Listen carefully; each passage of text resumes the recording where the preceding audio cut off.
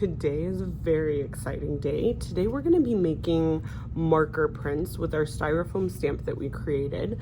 The first step is to get markers and color onto your styrofoam. And you want to make sure that the markers that you're using are nice and juicy. If they're a little faded or they're dried out, then this step isn't going to work as good. So if you find a marker that's dried out, go ahead and just ask your teacher, switch it out for a better one, because this project is going to really work best when you have nice, juicy markers. And you want to take your time, color in all of the different details that you created on your stamp, but you also want to work kind of quickly, because the longer the marker sits on the styrofoam, the more it dries out. So, you don't need to rush through it, but you don't want to get distracted and do something else, and then the print isn't going to be quite as bright when you make it. Now we are ready for the exciting part. We are ready to stamp our print onto our paper. What you have at your table is a dish of water, a sponge, and a clean towel. This towel is only for objects or hands that are clean. We're not going to use it to wipe marker off of anything. We want to keep it fresh. What you want to do is dip your sponge into the water and then squeeze that sponge out. You don't want to have any drips coming off of the sponge. And once you're done squeezing it, go ahead and use that clean towel to wipe your hands dry. I'm gonna try this 3 different ways. So I'm gonna show you what it looks like with a little water, with a medium amount of water, and also with a lot of water. So first, let's just do what it looks like with a little water.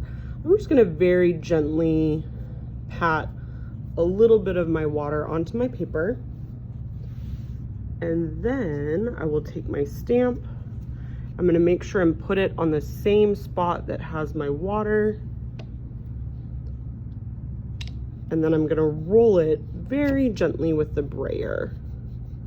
You don't want your stamp to move around, because then the colors are going to get kind of smeared. So you want to try and keep your stamp in one spot. Once you've stamped it, you can go ahead and pick it up. And I'm noticing that with just a little bit of water, it's not very bright. So that is an interesting observation. What you could do next is, if you want to use the same colors, you don't have to go and wash it off. You could just color again. Like if I wanted to use orange in the middle and then red and then pink and keep it all the same, I would just have to color again on top to get fresh ink from the marker onto my stamp. If you want to switch up the colors, you can take your stamp to the sink, rinse it off with just your hands and some water, and then when you bring it back to your table, you can use that clean towel to dry it off. So I'm going to color it again with the same colors, just so that we can observe the similarities and differences, and then I will show you what it looks like when you stamp with a medium amount of water. So I've colored with marker again on top of all of the areas of my stamp, and I'm ready to do a second print. And this time we're going to experiment and see what happens when it's a medium amount of water. So I squeezed all of the water out of my sponge so there's not any drips. And then I'm just going to dry my hands off on that clean towel. And then this time, instead of just patting my sponge, I'm going to use my sponge to kind of wipe an area so that I'm getting water all over the spot where I would like to print. That way it's a little bit more even. And then I'm going to do the same thing. Stamp it. And I'm rolling it really good. And then let's see how our experiment turns out.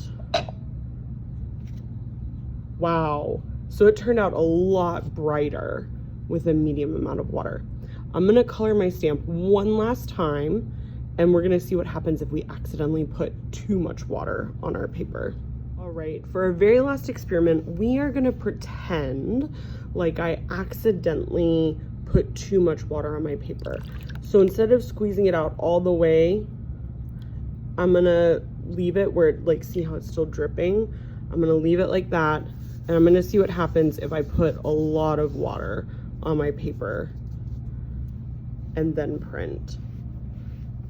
So you can kind of see how it's very wet, right? Like it's shiny, there's a puddle.